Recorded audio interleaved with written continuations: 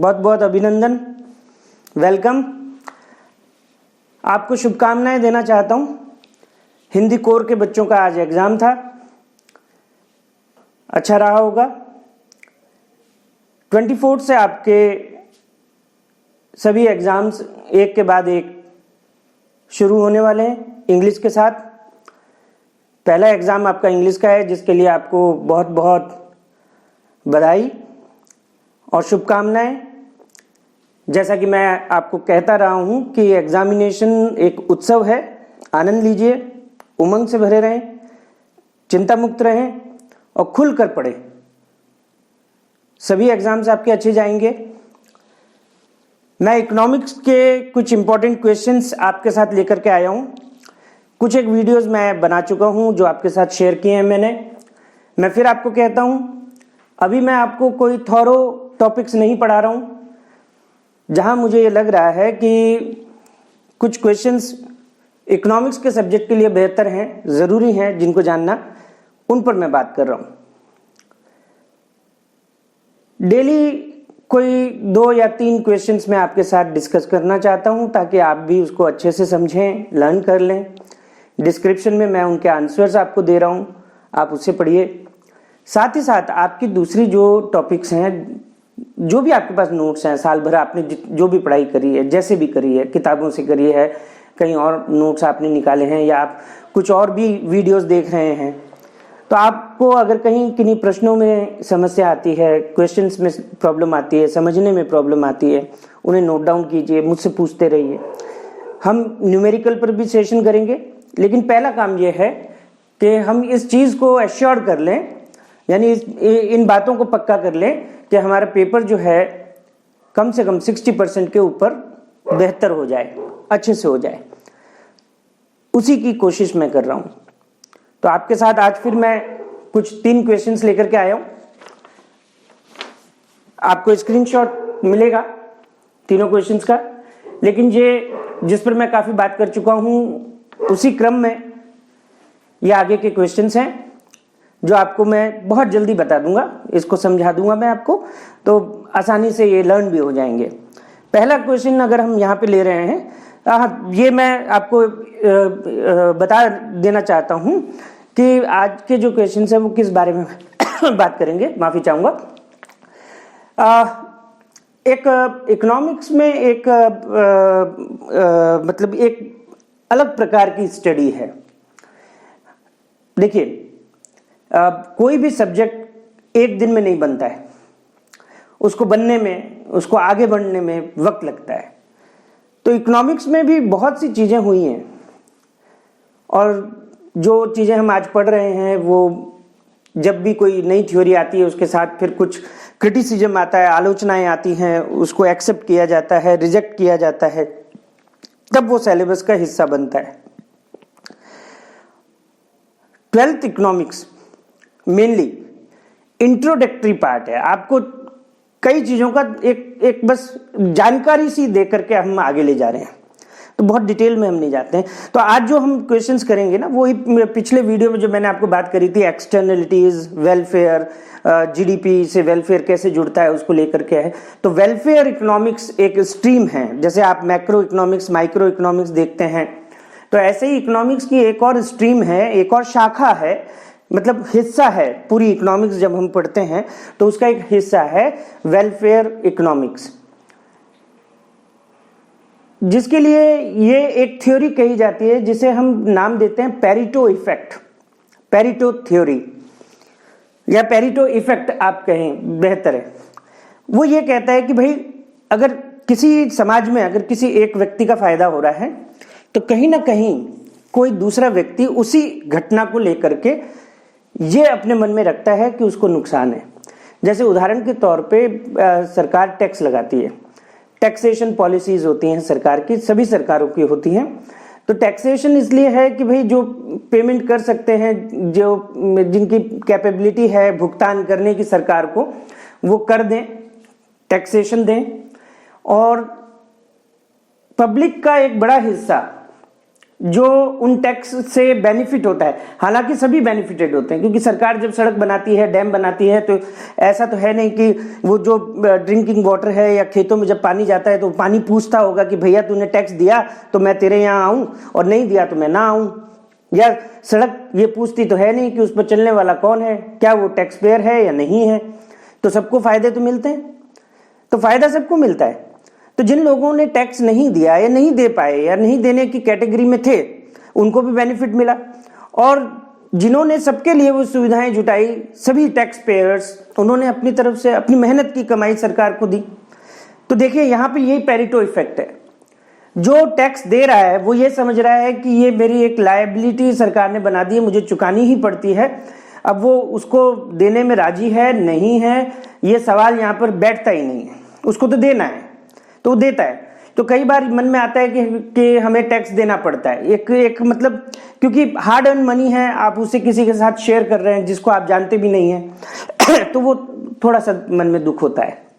वहीं मान लीजिए अनएम्प्लॉयमेंट अलाउंसेस, जिसकी हम बात करते हैं अपने इकोनॉमिक्स में, ट्रांसफर इनकम्स जो होती हैं लोगों की, बेरोजगारी भत्ता मिलता है लोगों को, ओल्ड एज पेंशन मिलती है, स्कॉलरशिप्स मिलती हैं, है ना, वजीफा जिसको हम कहते हैं, मतलब अगर पढ़ाई आगे करनी है और बच्चे के पास पैसा नहीं है तो अच्छी पढ़ाई के लिए जब आगे जाना होता है तो उसको स्कॉलरशिप मिलता है, तो वो बेनिफिटेड होते हैं। लेकिन टैक्स पेयर को लगता है कि मुझे कहीं नुकसान हुआ है, तो इसी चीज को हम पेरेटो इफेक्ट बोलते हैं, हालांकि ये आपके कोर्स में नहीं है। तो चलिए मैं बात को बहुत आगे नहीं ले जाऊंगा, हम अपना क्वेश्चन देखते हैं।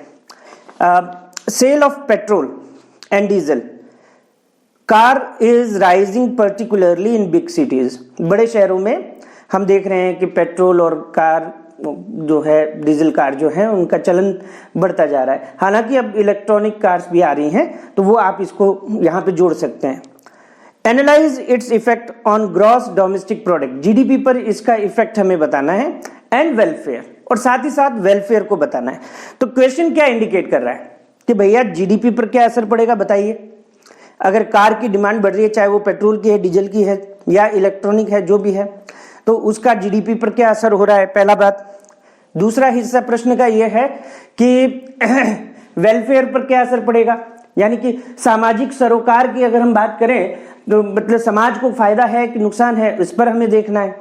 तो उस पर हमें अब ये देखिए, एक थॉट प्रोसेस आपका जो है ना वो लिया जाएगा।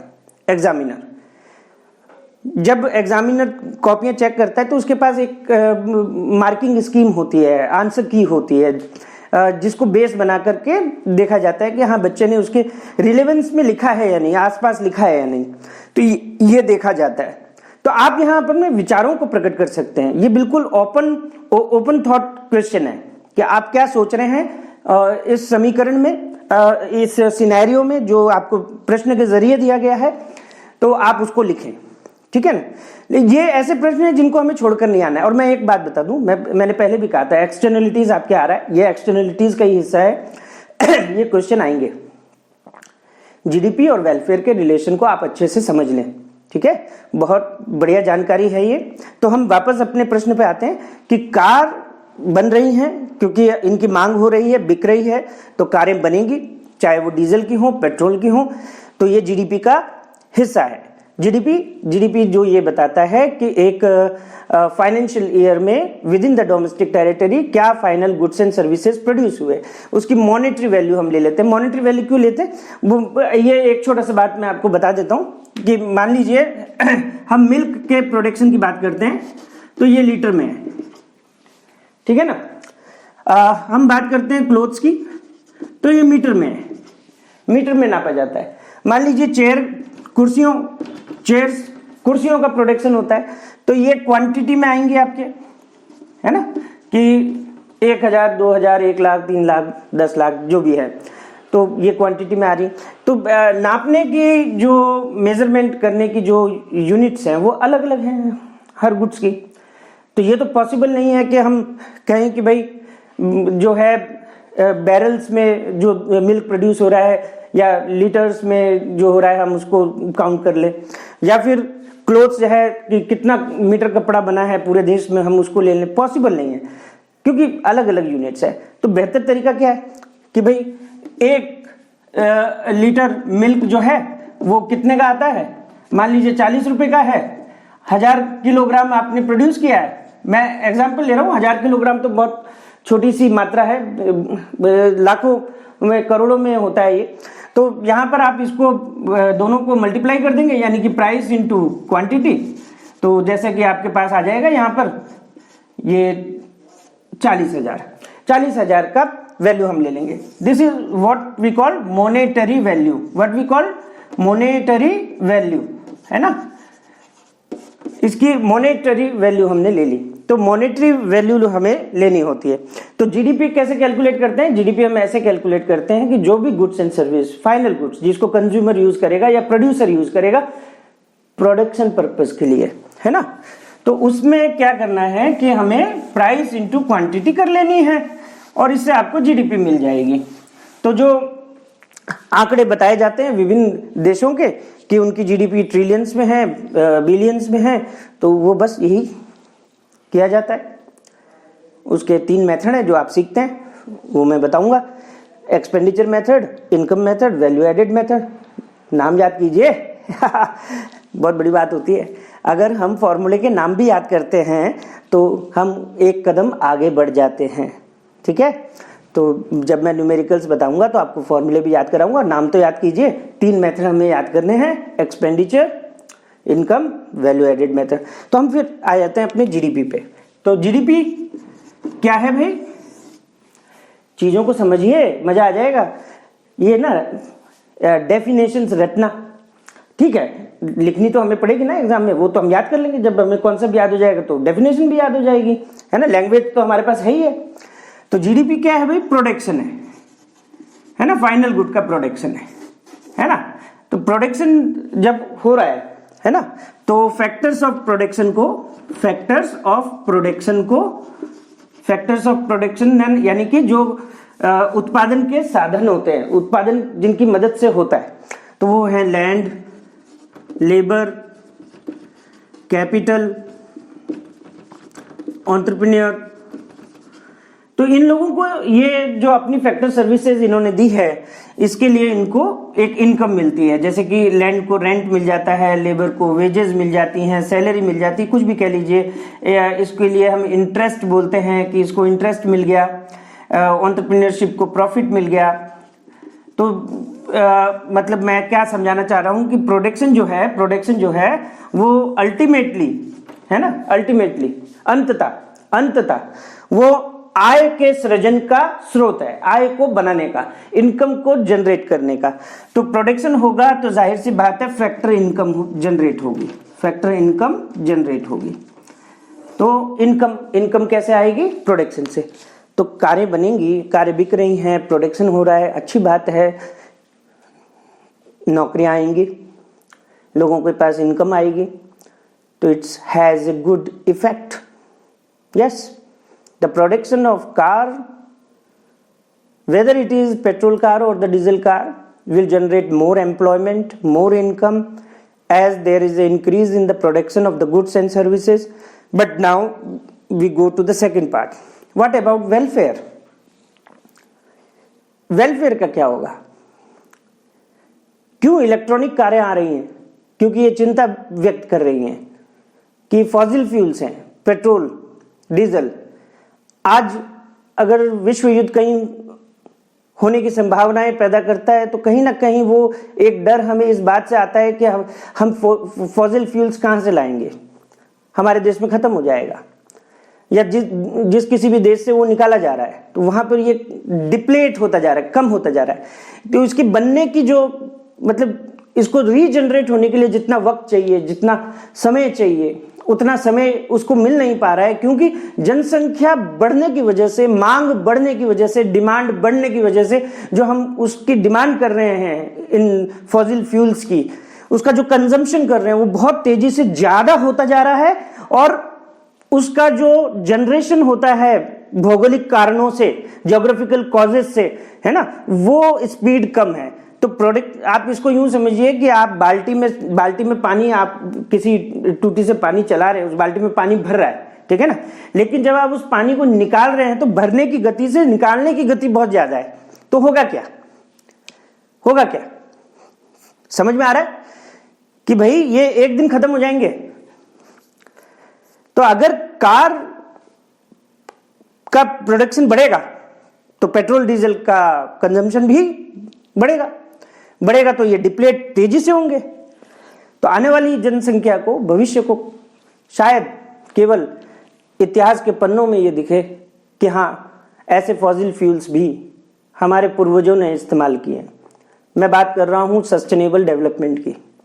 वो खतरे में पड़ रहा है और इसलिए हम उसके विकल्प ढूंढ रहे हैं, अल्टरनेटिव ढूंढ रहे हैं इलेक्ट्रॉनिक का। लेकिन समस्या ये है कि उनकी रेट्स ज्यादा हैं, इतना पैसा लाए कहां से आदमी?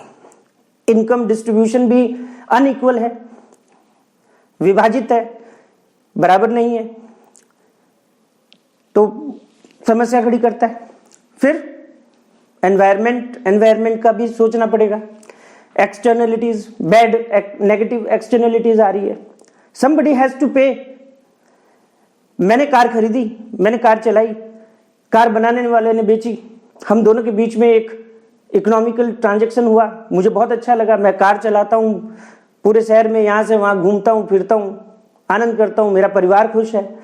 लेकिन उससे निकलने वाला धुआं वो पॉल्यूट कर रहा है एयर को। Carbon dioxide, carbon di monoxide जो भी हैं, जहरीली गैसें निकलती हैं तो पर्यावरण को नुकसान दे रही है, एनवायरनमेंट को नुकसान दे रही है। और कहीं कोई तीसरा व्यक्ति बीमारियों से जूझ रहा है, ठीक है ना। तो हाँ, कई बार हमारे थॉट प्रोसेस में इमोशंस आ जाते हैं तो ऐसा हो जाता है ना। तो इसको आप यूं समझिए कि बस हाँ हो गया। तो भाई नुकसान तो होता है ना। तो एक का फायदा हो रहा है तो दूसरे का नुकसान हो रहा है। समाज को ये चीजें झेलनी पड़ेंगी, इसको देखना पड़ता है। लेकिन क्या हम ऐसा ही करते रहे? नहीं। तब सरकार आती हैं, उसमें इंटरफेयर करती हैं, या ये संस्थाएं आती हैं जो अपना रसूख, अपना कंट्रोल रखती हैं इकोनॉमिक ट्रांजैक्शंस पर। तो वो यहाँ पर चिंता व्यक्त करते हुए कंट्रोल करेंगी, चाहे वो टैक्सेशन से कंट्रोल हो, या मान लीजिए कि हम कोई अल्टरनेटिव तरीका निकालेंगे, जैसे इलेक्ट्रॉनिक कारों का आ जाना या कोई और टेक्नोलॉजी हो सकती है, तो उससे हम अपने आप को बचाएंगे। तो हमारा यहाँ पे आंसर क्या हुआ? क्वेश्चन। अब मैं क्वेश्चन, देखिए बात समझाना बहुत जरूरी होता है ना। तो आपको क्या करना है, नीचे डिस्क्रिप्शन में मैं आंसर दे रहा हूं, डिस्क्रिप्शन में वो आंसर्स आपको लर्न करने हैं, लेकिन बात के मर्म को आपको मुझसे समझना है जो मैं आपको बताना चाह रहा हूं। तो प्रश्न ये है कि कार चाहे वो पेट्रोल डीजल की हो बहुत ज्यादा बिक रही है, तो साहब अच्छा है, क्योंकि प्रोडक्शन हो रहा है तो इनकम हो रही है, किसी ना किसी घर में पैसा जा रहा है, लोगों के पास बेरोजगारी खत्म हो रही है, रोजगार बढ़ रहा है, इनकम बढ़ रही है। अच्छा है, तो ये इफेक्ट आपने बताया कि it's a good effect, but at the same time the society is also bearing some negative effect of this production, because by using petrol and diesel, fossil fuels, pollutant particles, elements निकलेंगे, environment को नुकसान पहुंचाएंगे। तो उसके लिए welfare जो है वहां पे हम नेगेटिव एक्सटर्नलिटीज को देख रहे हैं, नुकसान होगा, एनवायरनमेंट को नुकसान होगा, सस्टेनेबल डेवलपमेंट को नुकसान होगा। तो इस तरह से आप इस आंसर को देखेंगे। तो हम इसी चीज को अब आगे ले जाते हैं। देखिए आपने महसूस किया होगा, मैं आपको ये भी बता दूं, है ना, ये यहाँ पे आपके इससे भी बात जुड़ जाती है। आप एग्जाम्स देने जाएं तो कम से कम आधे घंटे का मार्जिन लेकर के चलें। और मैं तो कहूँ अगर आपका घर और एग्जाम का सेंटर दूर है तो 45 मिनट का आप मार्जिन लेकर के चलें। समय पर पहुंचे, 9:30 बजे तक आप एग्जामिनेशन सेंटर पर पहुंच जाए, क्योंकि ट्रैफिक बहुत ज्यादा है। ये भी आप लिख सकते हैं, ओवर क्राउडिंग हो जाती है, इतनी ज्यादा कारें, व्हीकल्स जब आते हैं तो वहां सड़कों पर भीड़ होती है, ओवर क्राउडिंग हो जा रही है, कंजंक्शन आ जाता है, एक रुकावट सी आ जाती है। तो ये भी एक पॉइंट आप लिख सकते हैं। दूसरा प्रश्न, समय पर पहुंचे। देखिए जीडीपी के साथ में वेलफेयर की बात कर रहे हैं तो ये बात अपने साथ भी जुड़ रही है ना। मैं ऐसे ही बस बातों को जोड़ देता हूँ। यही ऐसे ही पढ़ाने का तरीका शायद मैं सीख पाया हूँ कि आसपास से जो है हम अपने एग्जाम्पल्स निकाल लें। अब अगला प्रश्न हम देखते हैं कि GDP, gross domestic product, does not give us a clear indication of the economic welfare of a country, defend or refute the given statement with valid reason. दो शब्द हैं, डिफेंड एंड रिफ्यूट। डिफेंड का मतलब होता है support करना, जो बात बोली गई उसको हाँ भाई ये सही है, ट्रू ट्रू मान सकते हैं। रिफ्यूट मैंने फॉल्स, आप उसको आप सहमति नहीं दिखा रहे हैं, है ना, असहमति आप दिखाते हैं कि नहीं ये जो बात बोली गई है गलत है। तो बात क्या वापस मेरे ख्याल से पहले वाले प्रश्न को ही ये रेप्लिकेट कर रहा है, उसी को दिखा रहा है। GDP does not give us a clear indication of the economic welfare of a country, defend और रिफ्यूट। क्या करना चाहेंगे आप अगर इसको बोलते हैं कि हाँ सही है, नहीं दिखाता, डिफेंड करते हैं, आप सपोर्ट करते हैं, ट्रू करते हैं, तो आप वैसा आंसर लिखिए। आप रिफ्यूट करते हैं तो आप अपने वैलिड रीजन दीजिए, ठीक है।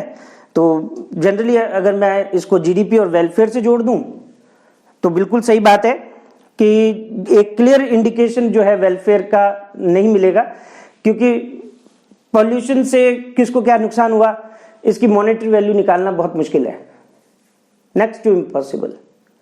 That's why there are some non-monetary exchanges, non-monetary transactions which are not calculated while calculating GDP. They are not the part of GDP calculation. Some are positive also. तो हम वेलफेयर की बात को हम नहीं ले सकते। जैसे कि इसमें बात आ जाती है कि भाई जैसे मान लीजिए मैं अगर अपनी पत्नी की बात करूं, हाउसवाइफ जो हैं वो घर में सबके लिए बहुत काम करते हैं, सुबह से शाम तक बहुत मेहनत करते हैं, सबका ख्याल रखते हैं, और क्या ये इकोनॉमिक ट्रांजैक्शन नहीं है क्या? इसे उनकी सर्विसेज को नहीं जोड़ना चाहिए? लेकिन समस्या ये आती है कि क्योंकि हम इन सर्विसेज, क्योंकि भावनात्मक तौर पर जुड़े हम, ठीक है, मैं अपने बच्चों के लिए अगर कुछ करता हूं और उसको मैं किसी मॉनेटरी लेवल पर ला करके देखूं तो ये शायद स्वाभाविक नहीं है। तो इसी तरह मेरी पत्नी अगर मेरे बच्चों और मेरे लिए या घर के लिए कुछ कर रही हैं, हाउसवाइफ को, मेरी मदर जो है वो उन्होंने मेरा ख्याल रखा, मेरे परिवार का ख्याल रखा, सबका ख्याल रखा, तो उसको मैं मॉनेटरी वैल्यू में तो नहीं डाल सकता ना, वो पॉसिबल नहीं है। लेकिन एक बार फर्ज कीजिए कि ये सारी सेवाएं अगर हमें कहीं बाहर से लेनी पड़ती, आउटसोर्स करनी पड़ती, तो वी हैव टू पे फॉर दैट। जैसा कि अकेले बच्चे रहते हैं कहीं, तो खाना बनाने के लिए या जो भी है मदद जो भी चाहिए हाउस होल्ड वर्क में, तो वो पे करते हैं तो मॉनेटरी एक्सचेंज हो जाता है, तो आप उसको कैलकुलेट कर सकते हैं। So there are many things which are not calculated under the GDP. So GDP value is not always a correct value, ठीक है ना। तो हम अगर इसको डिफेंड करते हुए चलेंगे तो ज्यादा हमारा आंसर तर्क संगत होगा, लॉजिकल होगा। मैंने एक सजेस्टिव आंसर दिया है साथ में, वो लिखा है, वो आप लिखेंगे, और आप इसको रिफ्यूट करना चाहें तो रिफ्यूट भी कर सकते हैं, लेकिन शायद उसमें बहुत अच्छे तर्क हम नहीं लेकर के आएंगे। तो कहीं ना कहीं वेलफेयर हैम्पर करता है जीडीपी के साथ। ये हमारे दूसरे क्वेश्चन का कंक्लूजन है, जो आप नीचे डिस्क्रिप्शन में मैंने आंसर लिखा है, तो आप उसको देखिए जरूर। और दोस्तों एक बार फिर बीच वीडियो में मैं आपसे गुजारिश कर रहा हूं, देखिए ये जो पूरा सेशन आप देखेंगे, मैं जहां तक समझ रहा हूं आपको विश्वास दिला पाऊंगा कि कहीं ना कहीं आपके लिए बहुत बेनिफिशियल होगा। अपने दोस्तों को बताइए, हर किसी को बताइए, इन क्वेश्चंस को आपको लेके जाना है। इकोनॉमिक्स सीबीएसई का जो पेपर होगा, मैं कहूँ कोई भी स्टेट बोर्ड में भी इकोनॉमिक्स है या जहां कहीं भी चल रहा है, हर जगह यही प्रश्न होते हैं। आप बताइए, जिनका सरोकार है परीक्षा देने से और वो भी इकोनॉमिक्स के सब्जेक्ट की, तो आप उन्हें रिकमेंड कीजिए वीडियो को। ये मेरी आपसे रिक्वेस्ट है, मैं रिक्वेस्ट कर रहा हूं, तो इसके लिए आप सब्सक्राइब कीजिए, बेल आइकन पे क्लिक कीजिए, लाइक अगर आपको लगे तो जरूर कीजिए। और इन तीनों बातों से जो ज्यादा महत्वपूर्ण बात यह है, मुझसे जुड़िए, कन्वर्सेशन कीजिए, क्वेश्चंस लाइए, बात कीजिए, अपनी समस्याओं को बताइए। तो चलिए बहरहाल हम अपने तीसरे प्रश्न पर पहुंचते हैं आज के। GDP as an index of welfare में अंडरस्टेट और overstate welfare. Explain the statement using examples of a positive and negative externality. तो एक्सटर्नलिटी पे मैं बात कर चुका हूं, एक बार फिर से आप समझ लीजिए ये क्या बोल रहा है। जीडीपी, चाहे जो भी फिगर हम देख रहे हैं, वो एक इंडेक्स है। इंडेक्स मतलब इंडिकेट करता है, जैसे सेंसेक्स आप जानते हैं ना, बॉम्बे स्टॉक एक्सचेंज का, वो क्या इंडिकेट करता है? आप देखते हैं पिछले दिन क्या वैल्यू थी, आज क्या हो गई, तो वो बता देता है कि हाँ भाई बढ़ गई, घट गई। जैसे हर इंडेक्स आपके 100 नंबर से शुरू होता है, 100 एक बेस नंबर है। अगर आप उससे ऊपर, जैसे प्राइस इंडेक्स होता है, इन्फ्लेशन को बताता है, ठीक है ना, उस पर भी हमारे क्वेश्चंस आएंगे। तो इन्फ्लेशन जैसे 100 बताया और 100 का अगर प्राइस इंडेक्स 110 बताते हैं, है ना, जैसे कि प्राइस इंडेक्स है 11th में था, ये 100 है, बेस पॉइंट बोलते हैं इसको, है ना, ये बेस पॉइंट हो गया। तो मान लीजिए किसी दो पीरियड में यानी कि 2022 और 23 समझ लीजिए, एक साल में प्राइस इंडेक्स कहता है कि 115 हो गया। तो इसका मतलब ये हुआ कि जो आपका महंगाई है, इन्फ्लेशन, वो इस पे बात करेंगे। केवल इस शब्द को कह देने भर से आपको समझ में आ जाएगा, ये मानना भी गलत होगा, इस पर चर्चा होनी बहुत जरूरी है, मैं जरूर आगे आऊंगा।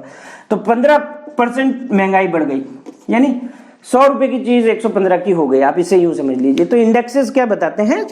मापदंड, किसी चीज को कंपेयर करना। तो जीडीपी भी एक इंडेक्स है। जैसा मैंने आपको कहा था अमेरिका अमीर है कि भारत है, तो आप कहेंगे भाई जीडीपी किसकी ज्यादा है, सवाल यही होगा। तो सवाल में जवाब है कि भाई जीडीपी तो अमेरिका की ज्यादा है, तो जवाब आसान है, अमेरिका अमीर है क्योंकि उसकी जीडीपी ज्यादा है। जीडीपी मतलब प्रोडक्शन मतलब इनकम, ज्यादा प्रोडक्शन ज्यादा इनकम, सिंपल। तो GDP as an index of welfare में अंडरस्टेट मतलब मान लीजिए हम कहते हैं 100 करोड़ की जीडीपी है, तो नहीं भाई, हो सकता है 100 करोड़ से ज्यादा की जीडीपी रही हो, उससे ज्यादा बेनिफिट मिला हो। और ओवरस्टेट, ठीक है ना, कि नहीं भाई 100 करोड़ की जीडीपी तो आप बहुत ज्यादा बता रहे हो, पॉल्यूशन हुआ है, एनवायरमेंट डिग्रेडेशन हुआ है, काम के आवर्स ज्यादा थे, बर्नआउट हो गया। बर्नआउट मतलब काम की वजह से हम जो परेशानियां हमारे आती हैं, हाइपरटेंशन हो जाता है, डायबिटीज हो जाती है, फिर बीमारियों से लड़ना पड़ता है, उसमें पैसा खर्च होता है। तो पहले तो काम किया, बहुत किया, उसके बाद बहुत किए गए काम की वजह से बीमार भी हुए। तो अगर आपने पैसे 40,000, 50,000, 1 लाख, 2 लाख कमा लिए, लेकिन उसको कमाने में आपने अपने आप को भी बर्न आउट कर दिया और फिर आप वापस से 5 लाख रुपए खर्चा कर रहे हैं अपने स्वास्थ्य पर, तो भैया क्या कमाया न क्या खाया, ठीक है। वो वाली बात हो गई कि कहावत है ना, कहावत एकदम से मेरे दिमाग में नहीं आ रही है कि क्या, खाली गिलास तोड़ी 12 आना, कुछ ऐसे ही है, आप समझिएगा, ठीक है ना, मुझे याद नहीं आ रही है। तो नुकसान भी होता है। तो yes, GDP never gives a true value. तो अगर अंडरस्टेट या ओवरस्टेट की हम बात करते हैं तो हम चले जाते हैं फिर से एक्सटर्नलिटी पे, नेगेटिव एंड पॉजिटिव। अगर वो अंडरस्टेट है, इसका मतलब कहीं ना कहीं हमें पॉजिटिव एक्सटर्नलिटीज मिल रही हैं, है ना।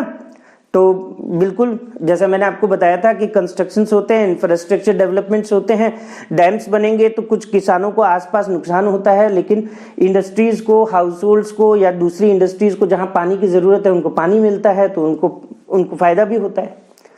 तो एक्सटर्नलिटीज पॉजिटिव भी है, नेगेटिव भी है।